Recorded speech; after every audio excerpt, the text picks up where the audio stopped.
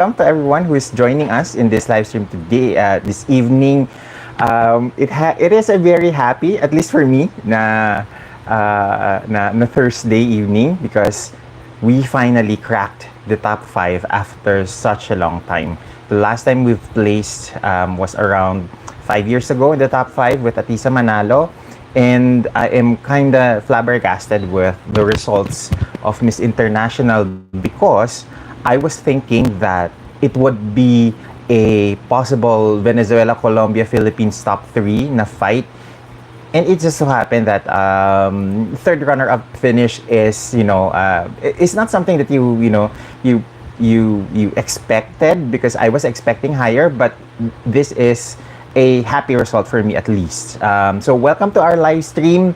We're here. We're happy because of the because of the results of the Miss International. I know there's a lot of people who might be in the fence with the with the results, but for me, I think I am on the side where I am not content, but I'm happy with the results.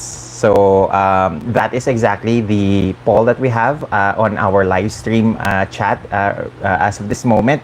If you look at our live stream chat box on the top most corner of our live stream, we have there a poll whether or not you're happy with the results. The options are you're happy and content with the results. The second option is happy but not content, and the third option is if you're unhappy at all. Okay? So, mumusta muna tayo dun sa mga nandito ngayon. Hajiev is here. Sabi niya, hello Sir Jason. At least the third night, hindi nakakabwisit ng slide with a laughing face. We also have Travel Junkie. Okay, wait lang. Nagpo-populate na yung ating mga comment section. Okay, Solitaire Guy is here. Roscoe Pestes here. Rodvin Fiel, sandali lang, unti-unting nag-slow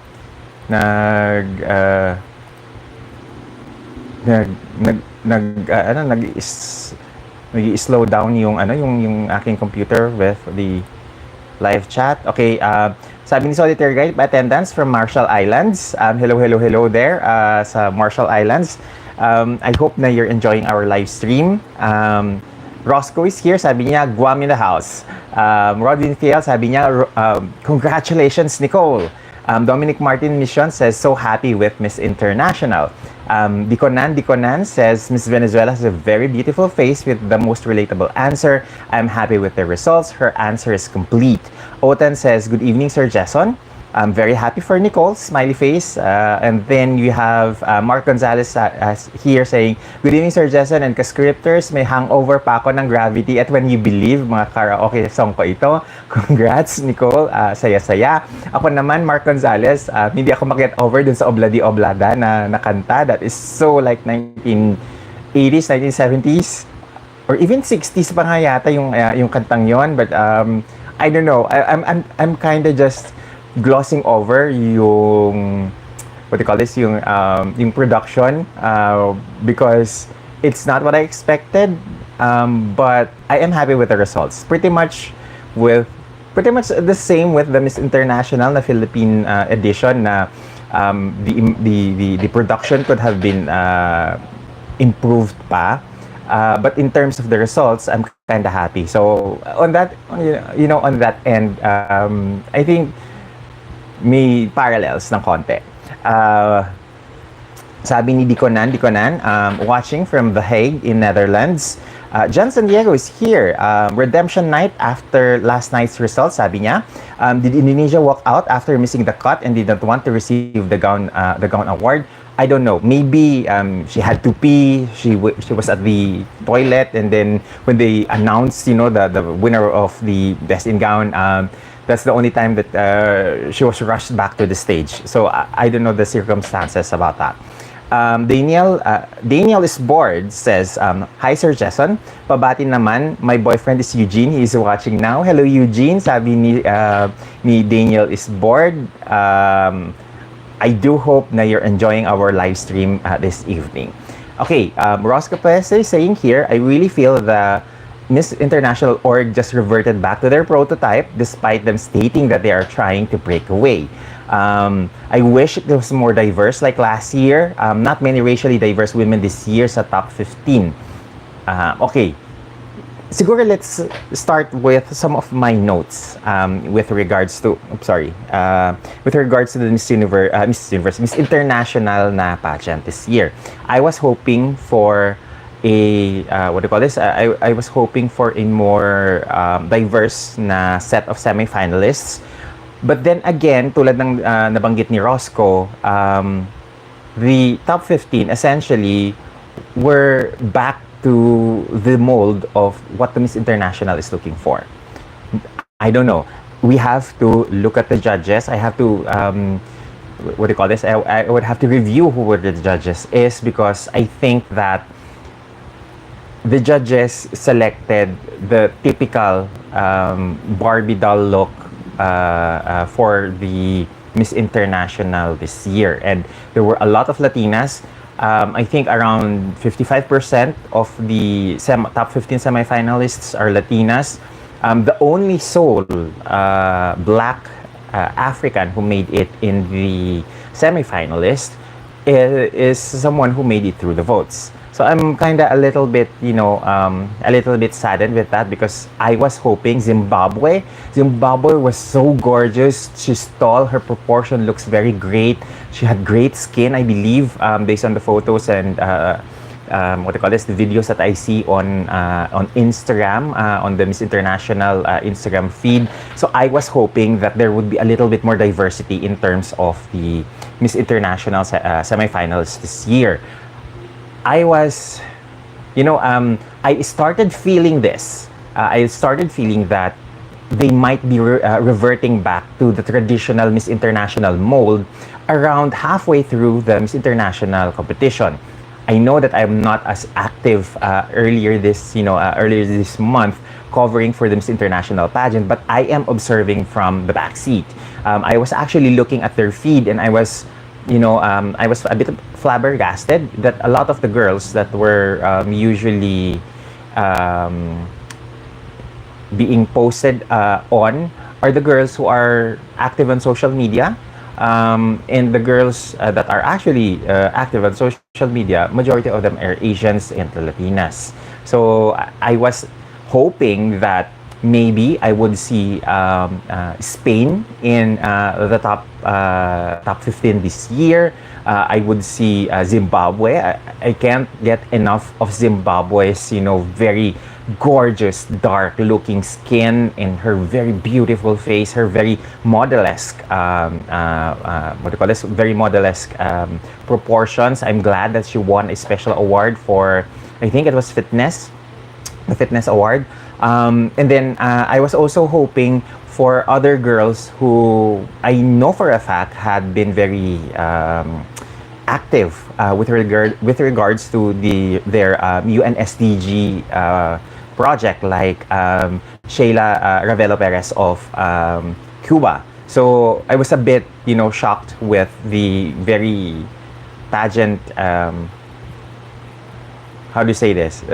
I was a bit disappointed with the turn of the semifinalists because I expected diversity, especially with the pronouncement of the Miss International organization that by Sir Stephen Diaz, that they are looking for someone. They are trying to break the mold in terms of the winners, the candidates this year, and I do hope that next year we will see a bit more diversity in terms not just for the semifinalists but more on the judging table, because if I'm not mistaken, if the judging panel is predominantly again Japanese, then they would always look for the traditional winner in terms of the Japanese aesthetic. So I think that's it. I also was looking earlier at the Miss International na winners. This is the ninth win of Venezuela in Miss International. So they already have, let's list them down. You have Nina Cecilia Hernandez in 1985, Consuelo Adler in 97, Vivian Urdaneta in 2000, Gozaider Azua in 2003, Daniela Di Giacomo in 2006, Elizabeth Mosquera in 2010, Edimar Martinez in 2015, Mariam Velasco in 2018, and this year with Andrea Rubio. Fun fact, a friend of mine, si Mark Sobrajahani, we actually met up yesterday around 5 p.m. in the afternoon, and we were discussing, the possible results of the Miss International pageant. And one of the things that we were talking about was that he mentioned that it might not be the year for Colombia. He was telling me that it might be a Latina, but it's not going to be Colombia. And I interjected saying that it probably is going to be Venezuela with Andrea Rubio. And then I remembered I posted something about Andrea several weeks back that she's going to be the silent killer. And then that's when I realized that I posted a story on Instagram that the same thing that I mentioned about Andrea being the silent killer in the Miss International pageant this year. And I just posted it on Instagram. It was dated in October 14 when I posted that Instagram story, and then voila, what I said materialized. So I am really not shocked that it's going to be Venezuela who's going to win, because looking at their Q&A, the only two candidates who spoke in Nihongo and who were able to interject their United Nations Sustainable Development Goal project into their answers were the Philippines, Nicole Borromeo and Andrea Rubio. And I was expecting that it might be another 1-2 punch for the finals, much like Mariem and Atisa in 2018. So I was a little bit disappointed that it was a very low runner-up placement for Nicole, but I am nevertheless happy because, guys, I'm not sure if you know this trivia, but in the Miss International pageant, we only have, I believe, 4 runner-up placements. Imagine niyo, we are one of the top 2 best performing countries in Miss International, but we only have 4 runner-up placements. And with Nicole placing as 3rd runner-up, we now have 5. And the thing is, Nicole placed in the runner-up that we haven't even won yet. So in 1971, we were 2nd runner-up. 1972, we were 2nd runner-up again. In 1973, we were 4th runner-up. And then in 2018, we were 1st runner-up with Atisa. And then this year, we are 3rd runner-up. So nakumpleto na natin yung Miss International, 1st runner-up, 2nd runner-up, 3rd runner-up, and 4th runner-up na placement in the Miss International pageant. The only pageant that we're still waiting for a 2nd runner-up win para makumpleto natin yung buong runner-up placements is in Miss Universe.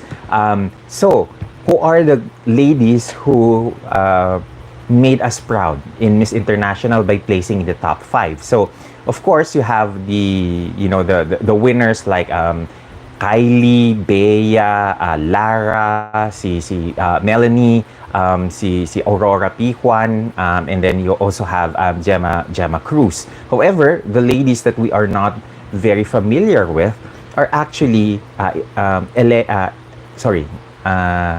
Elena Ojeda, who was 4th runner-up in 1973. We have Nicole Borromeo, who is 3rd runner-up this 2023.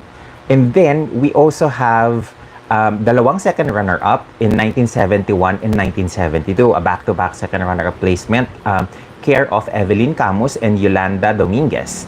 Then we also have first runner-up care of Atisa Manalo in 2018. So at least on our end, we're happy that we are finally able to complete the winner 1, 2, 3, 4 na runner-up for the Philippines. So it is a bittersweet na victory because I was expecting that maybe the lowest that Nicole would have was a second runner placement. But I was actually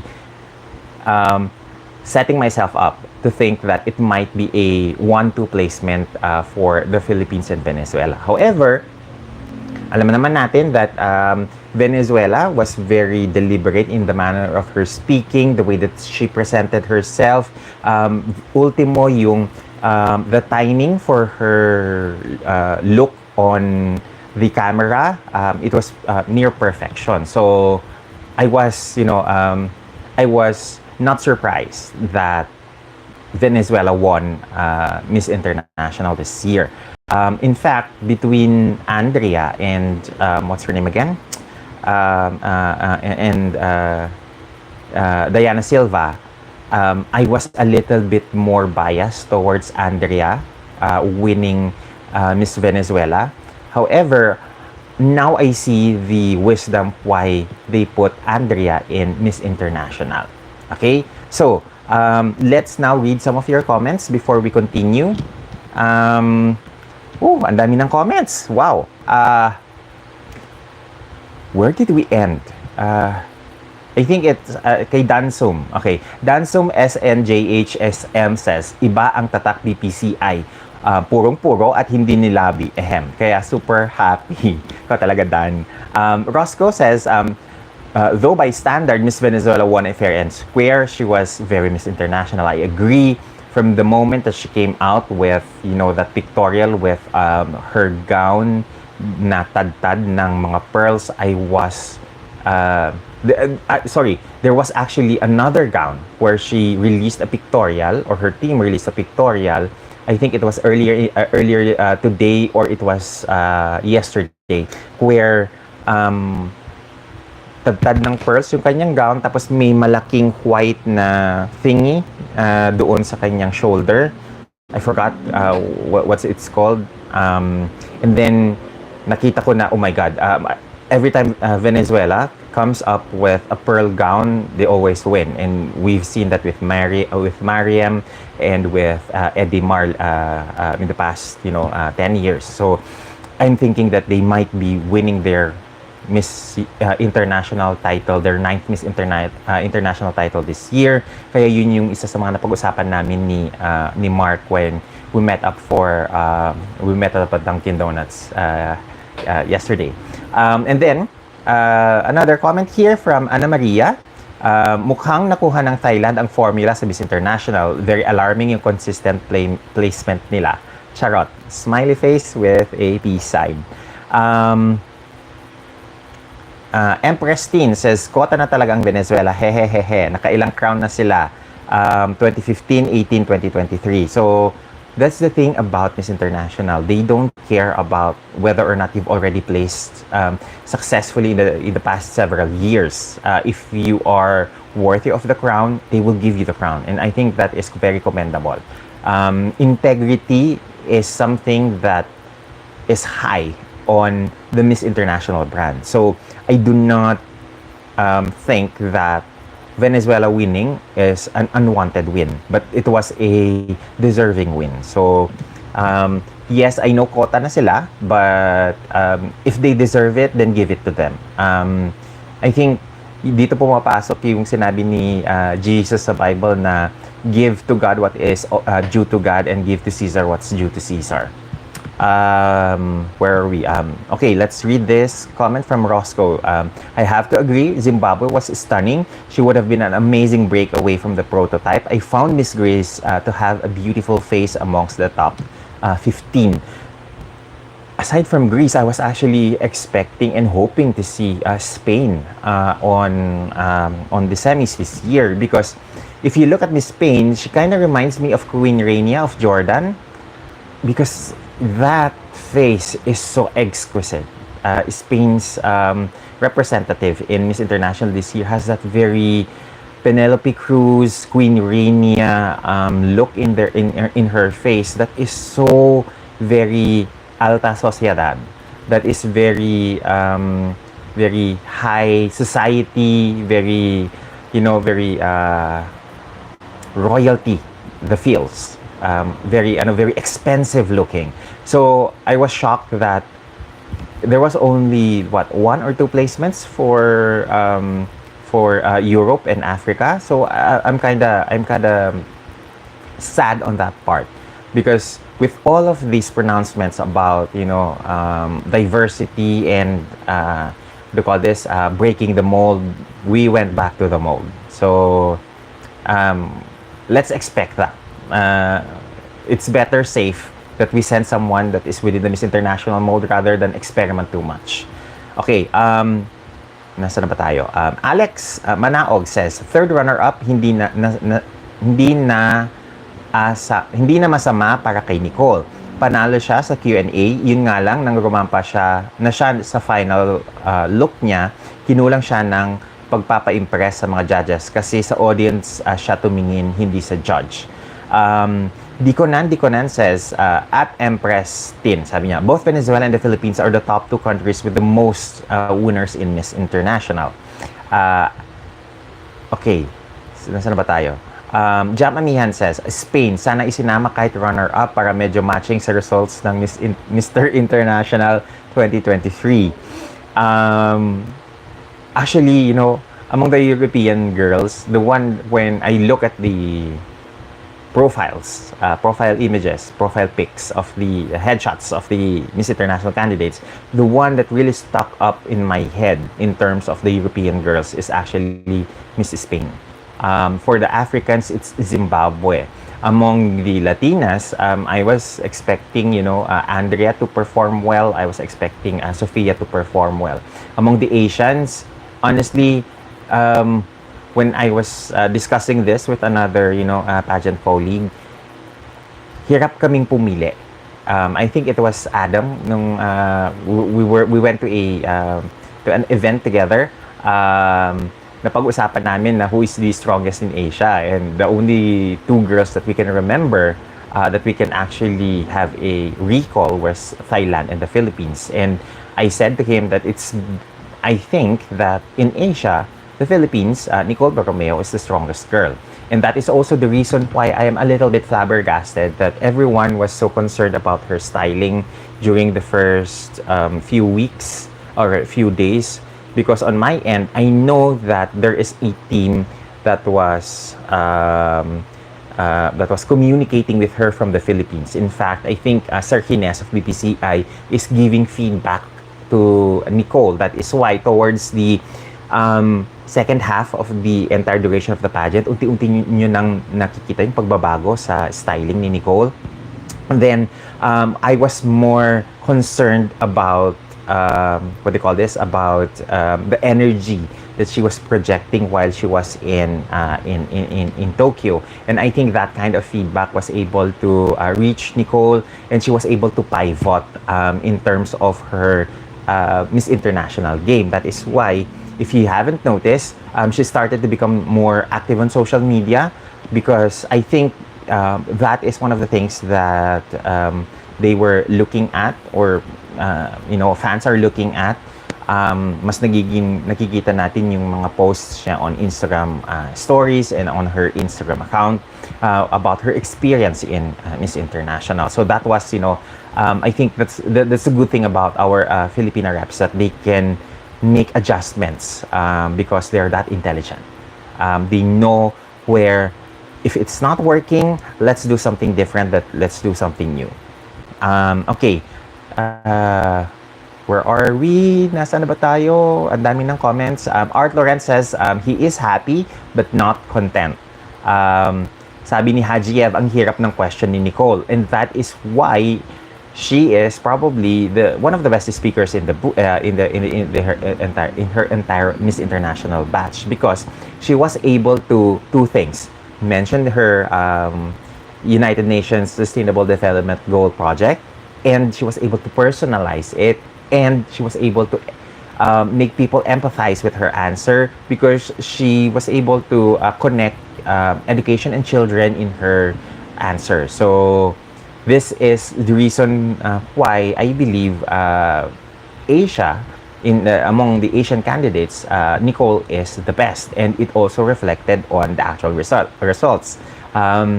If you notice, in the top 7, there were only 2 Asian girls there, and everyone is Latina. And then who made the top 5? It's Miss Philippines. And this is another shout out to the Philippines because last year the highest Asian placement is another Filipina. So kudos to Binibining Pilipinas.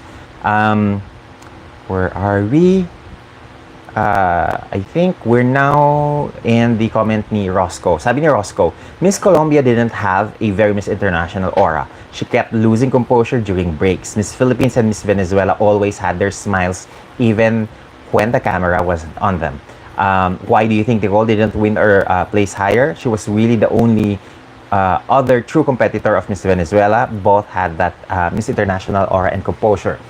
To answer your question, Roscoe, I think it has something to do with the judges. If there is a Thai judge, if there is a Peruvian judge, hindi natin alam, baka they had a hand in the selection. So, I don't want to say that it was because of them. But I do, excuse me. Sorry about that. Medyo excited lang. So, as I was saying, we have to look at the composition of the judges because they are the ones who can explain why the results is such. So, if the judges, if majority of the judges are Japanese, then we understand, the very Miss International mold making it to the top 7, making it to the top 5. Now, in terms of the placement, we have to look at the individual judges themselves what is the composition. Okay? Where are we? Empress Tin, sabi niya, kota na talagang Venezuela. I think inulit mo na yung comment na yan. Sir, pansin mo ba yung pattern? Miss International, Venezuela winner, tapos MU, puro Philippines winner. Why not? Diba? Sana inikot nila ang crown sa Colombia last pa nila sa 2004 pa. Okay, Erna, di ko na babasahin yung comment mo because that pageant for me is not worth my time. Lemon 23.5, nasaan na tayo? Sir Jason, what are your thoughts on the chance of Angelica Lopez for 2024? Do you think she can bring the 7th crown? Who do you want to see follow Angelica for the 60th anniversary of Binibining Pilipinas? Okay, Lemuel, let's wait for the candidates muna for Binibining Pilipinas 2024 before we even make a prediction on that.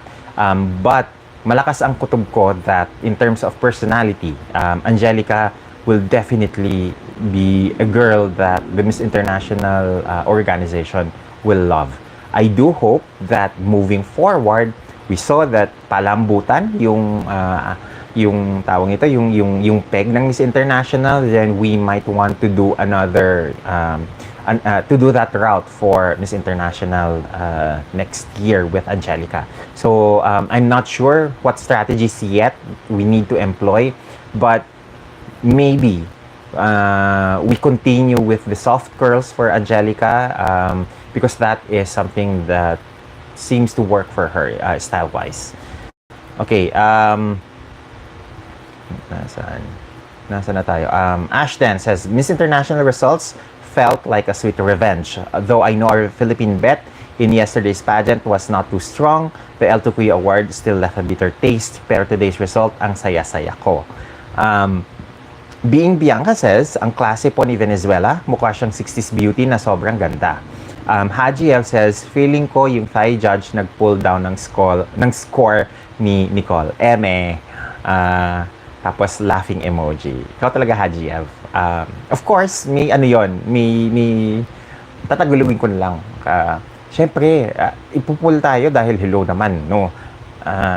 Isipin na mo na lang, ayaw nilang maungusan natin sila. Naungusan na nga natin sila sa top 5. So, syempre, i-underscore mo siya para umangat yung sa'yo. Alam naman natin na yung mga kalahi nila, kampi-kampihan din yan. Much like what we do, kampi-kampihan din lang naman tayo, di ba?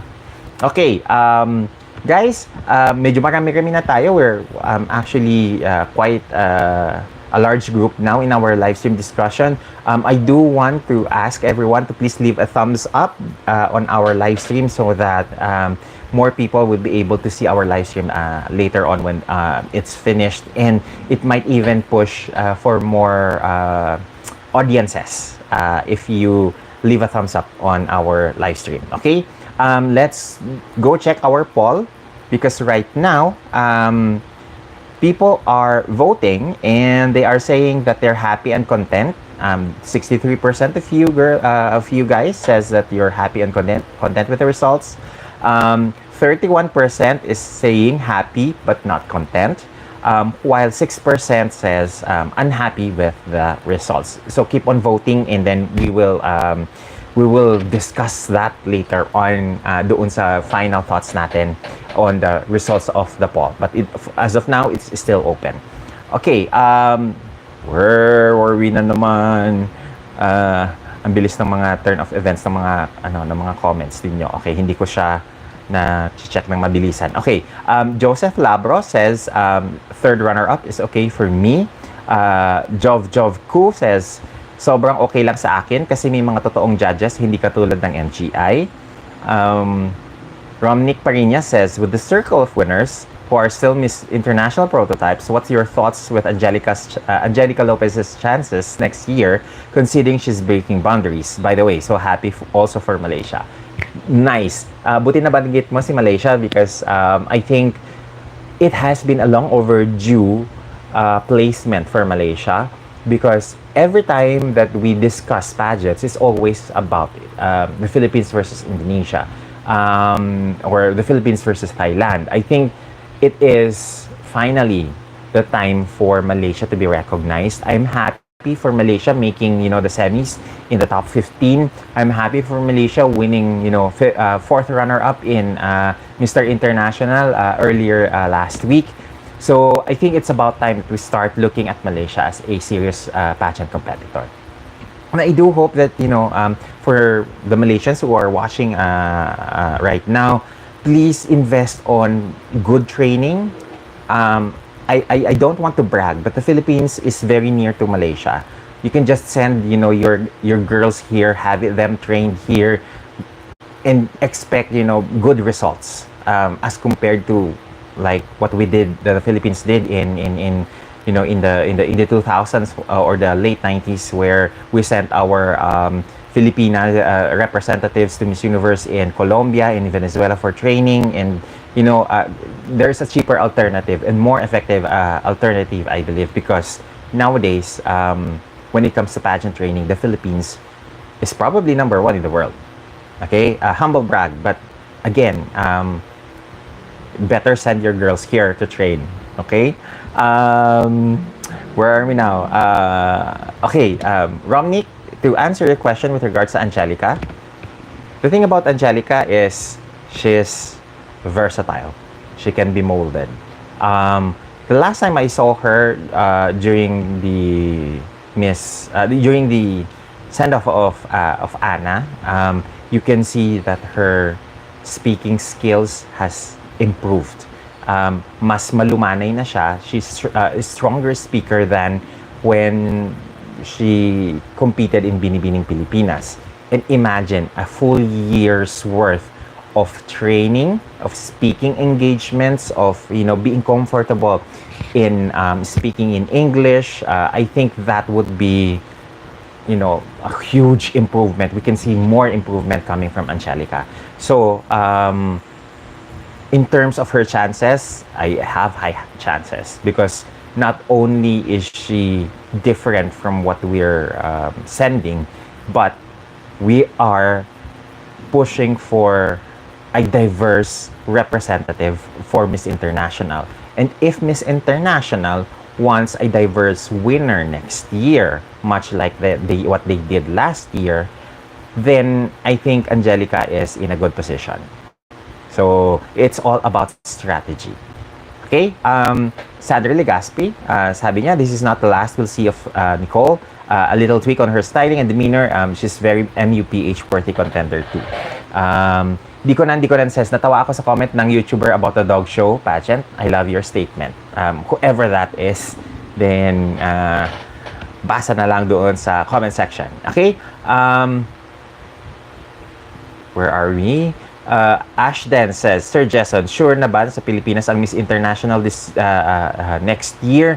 The last time that I've heard something is that they are they are working to have it in Cagayan de Oro yata. Tama ba yung dinig ko?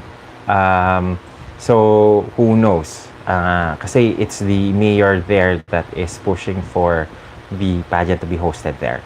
I am hoping that it's, you know, it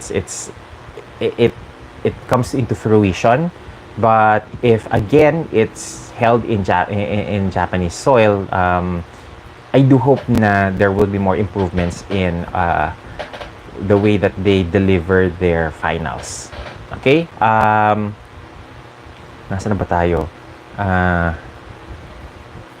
Sabi ni Empress Teen, Sir, bakit puro Latina domination 2023 sa mga pageants? Uhaw ang mga Latina. They want to win. So, it's simple as that.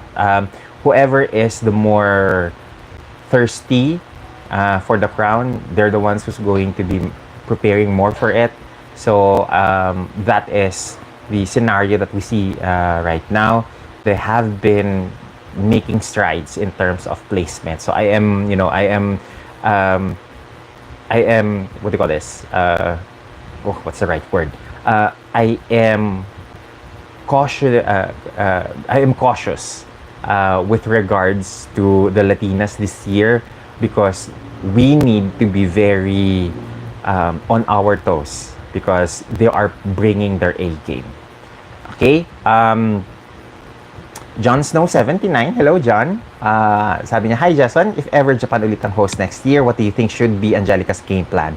Malajani Selba, since morena siya, ayokong namang paputiin si Angelica. I think the dalagang Filipina, the dalagang morenang Filipina would work on Angelica. Soften her styling. Huwag masyadong palaban sa mata, sa styling and dun sa mga makeup, but feminine, but still very Filipina. Okay? Empress Teen, like Supra and other pageants, and MI, Latina na lang ang nananalo. Okay, they came in prepared. Ano magagawa natin kung they came in prepared? Kung papasok sila na uhaw. So, give na natin sa kanila because if you prepare hard, then if you deserve it, then why deny it for them? Okay, sabi ni Jojo Ku, mahaba preparation ni Angelica, kaya kaya pa niya lumambot. Hehehe, tiwala lang kay Angelica sa team niya. And the beauty of this is that Angelica is not a member of any of the two biggest camps. She's actually being trained by Mama Georgette Garrido. So I think with Mama Georgette, kaya niyang timplahin yung requirements because if I'm not mistaken, Mama G was part of the Kagandahang Flores for quite some time before siya nag-independent. Okay? Ana Maria, do you think na may laban tayo for next year? Ang fierce ng look ng candidate natin? Yes. Ang fierce pwede mong palambutin. Ang malambot pwede mong gawing fierce. We saw that with, with Catriona Gray na ang lambot-lambot niya pagdating sa Miss World, but pagdating sa Miss Universe, palaban ang ate nyo. Okay? Ashden says, okay, I think nabasa ko na itong comment ni Ashden. Saldi Salen, today's results were judges' decision. Unlike the result of the pageant that was not worth your time. Agree. Kaya nga, I don't understand why a lot of Filipino fans nagpapabudol pa din doon sa doon sa pageant that should not be named. Because how many times na kinakailangan niyang gaguhin ang mga Pinoy pageant fans until tayo na mismo matuto. 'Di ba? Parang ginago na tayo ng ilang beses, ng paulit-ulit. tapos nagpapagago pa rin tayo. So, sino ngayon ang gago? Hindi tayo din. So, I think this is about time that we all start to think is this still a competition that we should be supporting? Because I think, on my perspective, on my own opinion, I think our energies are better served elsewhere. I think that there is Miss International that deserves our support because it's still one of the 4 biggest international pageants in the world. I think there is Miss Earth. Shout out kay Miss Mylene Misolas of Miss Earth for inviting me to partake with one of the activities later on this November. So, ayun, in-splook ko na. May mangyayari later on. So, thank you very much for that. So, I am now in the comfortable zone of covering pageants that are worth my time. And I think if we all do that, yung mga pageants na katulad ng Miss Earth at saka Miss International, masasambulat because the Philippine pageant fandom is a marketing machine. We are a strong marketing machine. So I don't think that any other country can come close to the power of the Filipino marketing machine. So we really need to rally we really need to rally behind the pageants that matter. Okay? Nasaan na pa tayo? Okay, Roscoe, I think it's your comment that's that's still on left unread. Okay. Sabi ni Roscoe, my gut feeling of Miss International is that they prefer crowning unassuming winners, similar to how Miss World crowned their winners. Ayaw nila yung mga super laban na Pinays. I see that with Nicole, like that in Miss World 2016. Okay. John Snow 79 says, maiba lang, just saw a post na palipad na si Antonia papuntang US, siguro bago mag El Salvador. Remy, ano yung dapat ipantapat ng Pinas sa pearls ng Venezuela? Regarding Miss International, anong dapat ipantapat ng Pilipinas sa pearls ng Venezuela? Inaalat tayo sa pagka-pearls merlat nila. Okay, I don't know. I think it's about time that we start thinking collectively. We start to, how to say this? To brainstorm. Ayan. We should be vocal with ano yung mga ideas natin and keep on tagging the pertinent people in the conversation.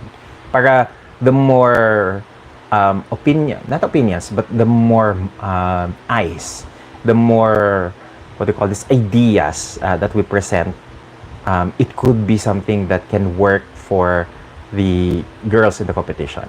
Okay? Nasa na ba tayo? Dansom SJHSM says, the third runner-up placement is a great way to start the Binibining Pilipinas 2024 season. I feel some glitz and true glamour in the home of the true Miss Philippines. And then dalawang PH emoji and dalawang cherry blossom na emoji. Becky Lu Blanco says, I think it's Bacolod that wants to host Miss International. Yes, Bacolod, hindi pala Cagayan de Oro. Thank you, Becky Lu Blanco, for correcting that. Okay?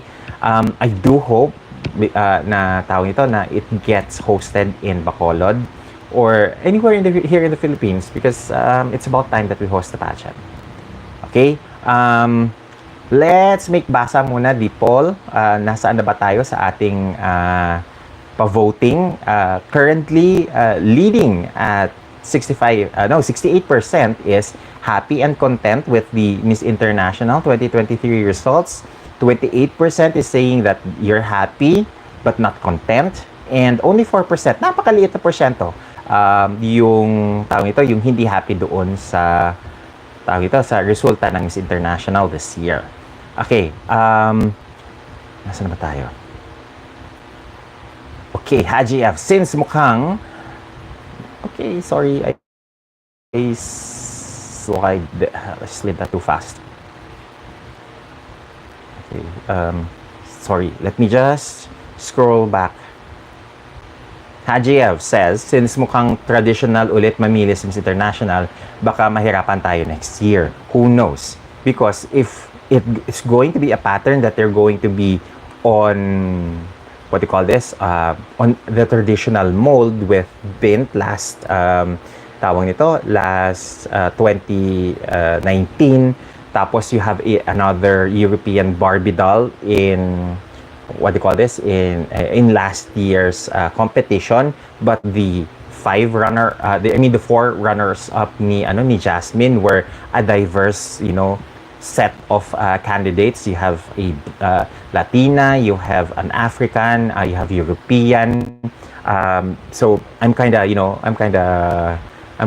thinking that bumalik doon sa Barbie doll look na naman with Andrea, and maybe next year they might again select a diverse set of top 5. So, I think that is a good position for Angelica because she can pivot.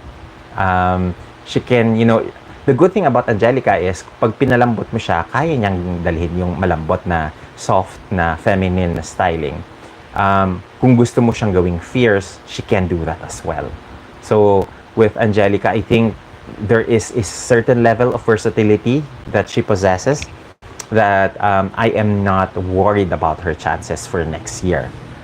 And I think siguro we are just I think that naiintindihan ko kung saan kayo nagagaling, kung bakit kayo parang kinakabahan dahil she broke out of the mold ng Miss International. However, we have to remember that Elizabeth Mosquera of Venezuela was not even the Miss International mold. Gozaider Azua was not even the Miss International mold, na kung ihilera mo yung mga Venezuelan queens, in terms of looks, the looks of Consuelo Adler, the looks of Mariam Velasco, the looks of Andrea Rubio are very much the traditional Miss International mold. However, if you look at the looks of Elizabeth Mosquera, Gozaider Azua, they're actually very out of the box in terms of their looks with regards to the Miss International na prototype.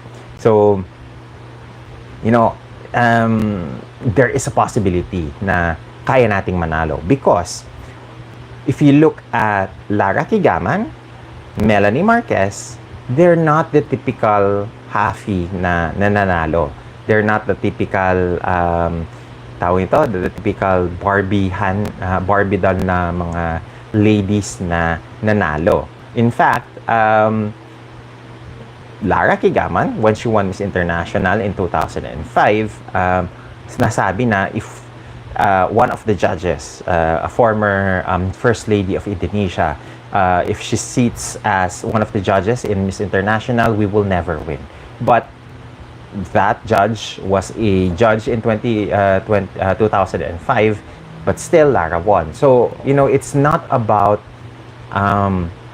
the adhering to the prototypes, but rather finding ways that we see alignment between the prototype and between the girl that we select for Miss International, and find ways, to bridge that.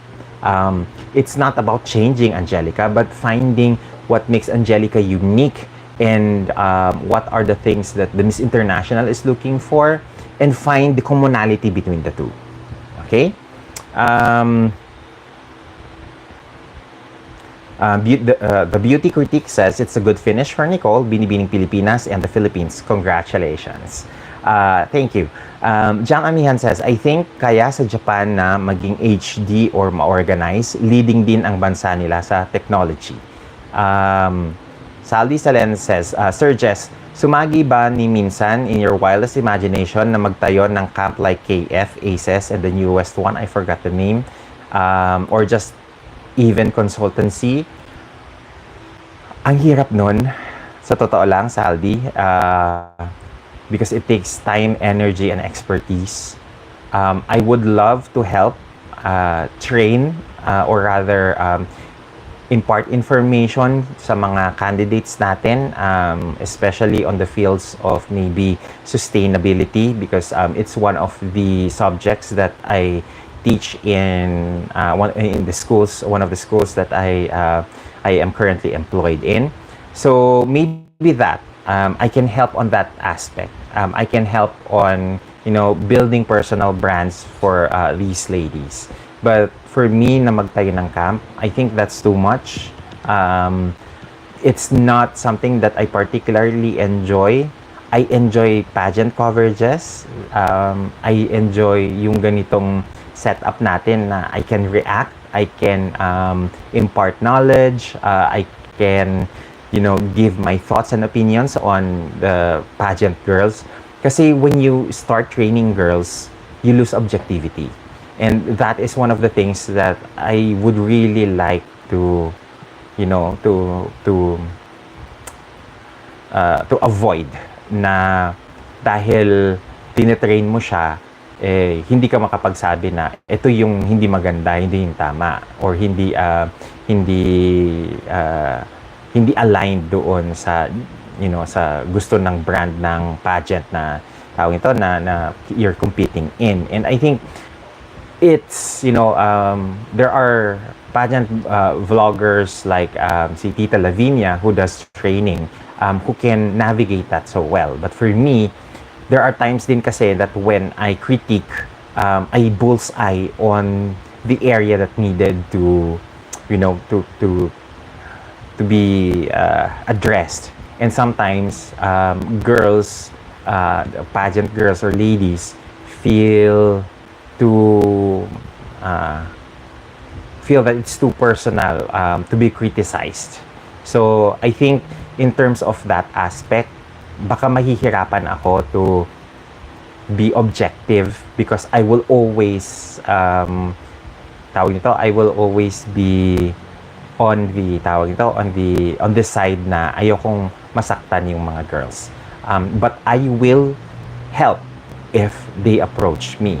I think any pageant girl who wants to be given straight na feedback, I can provide that for them. Pero yung to train, I don't think kakayanin ko na long term. I can do maybe bits and pieces of helping out here and there, but for me to make this as my main bread and butter, I don't think so. Medyo mahirap siyang gawin, sa totoo lang. And nakikita ko kasi yung effort ni Tito Rogel, ni na Sergio, sa pagtitrain, and it really takes time, effort, and commitment. And it's a commitment that at the moment I cannot take on fully as my main bread and butter. Okay? Okay. Nasaan na ba tayo? Si Lemuel235, Sir Jason, pansin ko lang medyo nag-slim down si Angelica sa figure niya. Super bet ng mga Hapon ang slim-figured ladies. Actually, when the last time I saw Angelica last send-off ni Ana, nagkalaman siya ng konti. And I think kinakailangan mong magkalaman in order for the plumpness to be converted into muscle. So, I think in terms of fitness regimen, matagal-tagal pa naman ang Miss International. So, Angelica has the time and the luxury of time, to slim down closer to the pageant. Okay? Nasa na ba tayo? Pakape, sabi niya. Kape-kape, sabi niya. With the circus pageant, tigilan na ang support the girl and not the pageant. Pareho lang yon. By supporting the girl, you're supporting the pageant by giving them media mileage. Sabi ni Saldi Salen, yes, you're right. We are a strong marketing machine. Venezuela is currently not in good shape with Maduro. Yun yung competitive advantage ng mga Philippine girls. We have the machinery here in the Philippines. We have the training system here in the Philippines. So, it's up to us to really find creative ways now, to market our girls.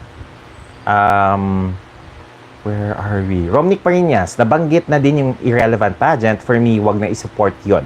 Darating yung time na si Uncle mismo ang magmamakaawa sa mga Pinoy. Bilog ang mundo. Okay? Nasaan na tayo? Johnston 79, mala Voldemort pala yung pa-circus kahapon. Avada Kedavra. Ash then says, for next year, I think Angelica should work on her speaking skills kasi ayan, nasa na ba tayo? Kasi every time she talks, it obviously sounds too rehearsed. Okay, Ash, then she is getting there. She's working on it. I think she knows what are the areas that she needs to work on, what are the weak areas that she needs to focus on. May isang taon para gawin niya yon. And if I might interject maybe an idea here or there, I would, ask, probably request that she takes intensive Japanese lessons starting now so that when she comes to Japan next year, she's fluent in Nihongo. Maybe it's just me, maybe it's just something that I thought of the fly, but I think this is the right time that we invest on, girls who are like Angelica that are very personable. And I think that is the winning component for Angelica. That's why she won Binibining Pilipinas this year. Okay, nasaan tayo? Romnick Parinas. Sir Jason, what's your thoughts po pala sa Q&A instead of speech? I am glad that they made the change because it gave a competitive advantage for Nicole. Because alam naman natin, in terms of speaking na ability, yung mga representatives natin, mas may laman, mas may hugot kapag nagsasalita. So I am glad that this year it was, a Q&A rather than a traditional speech. Okay,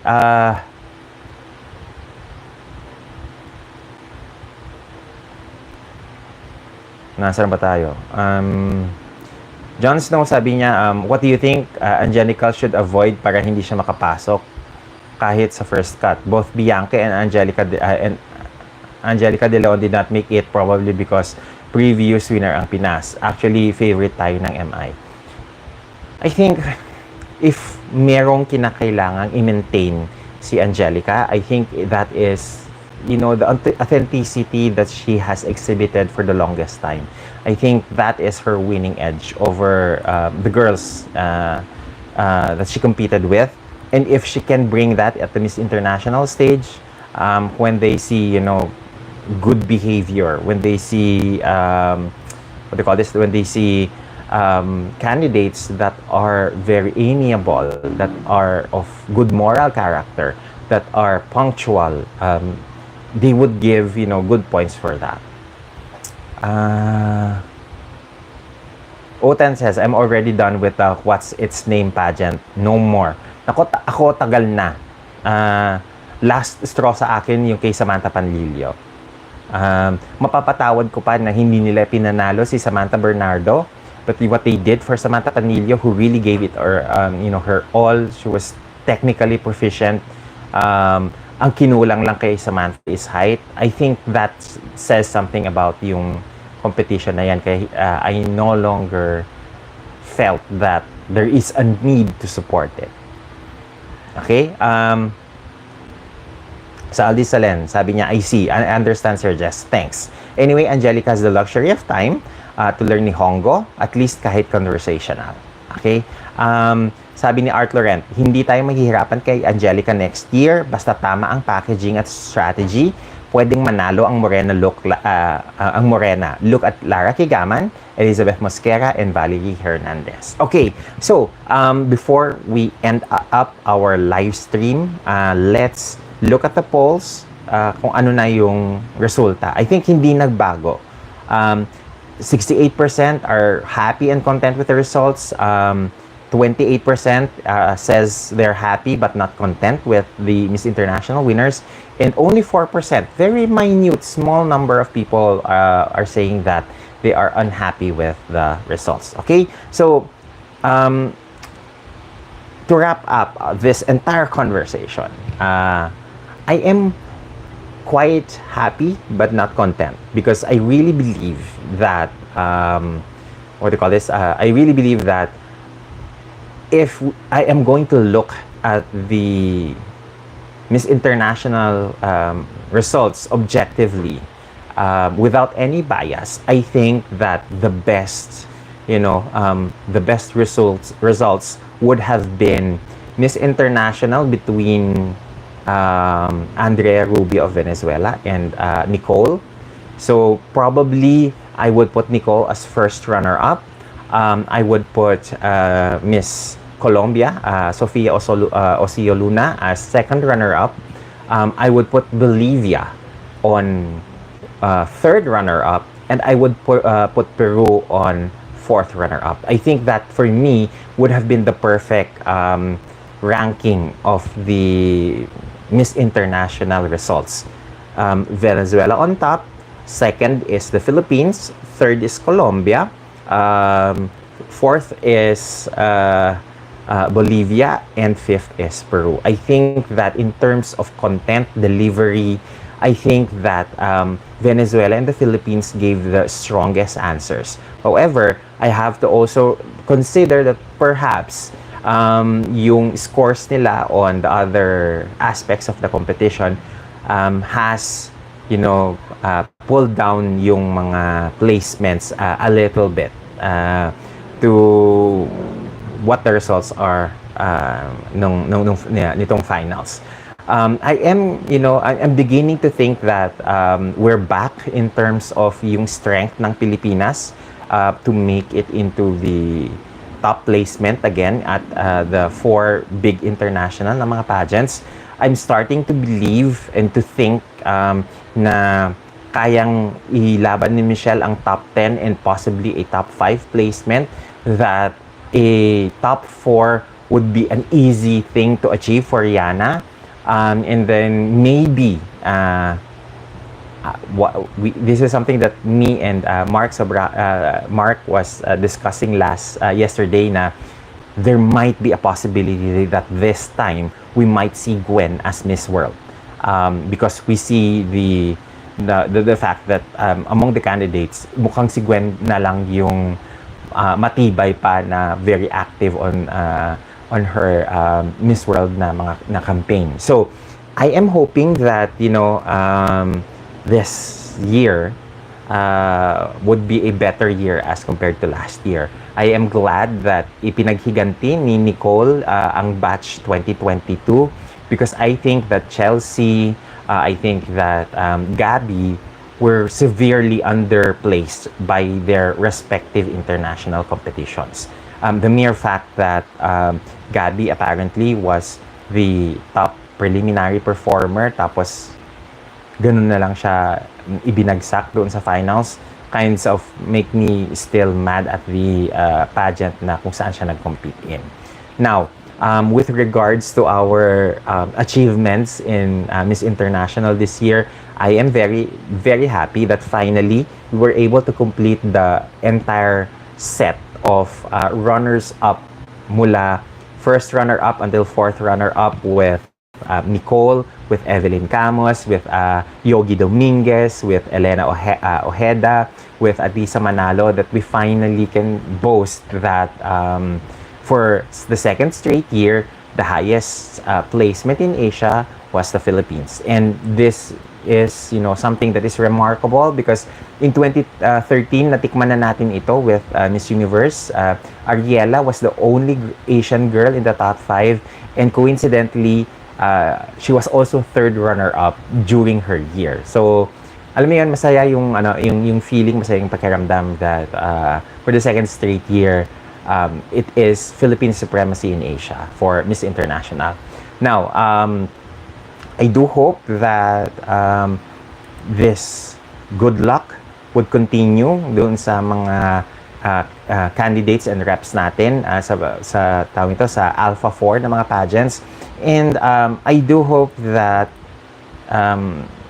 sana mabigyan tayo ng pagkakataon na manalo ng kahit isang corona this year. Okay? Last na mga comments.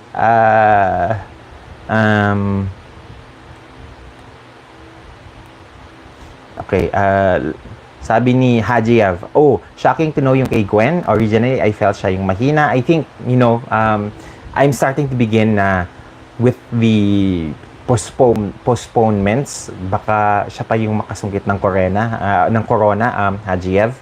And I think na yung pasensya niya is really something that's commendable. Okay?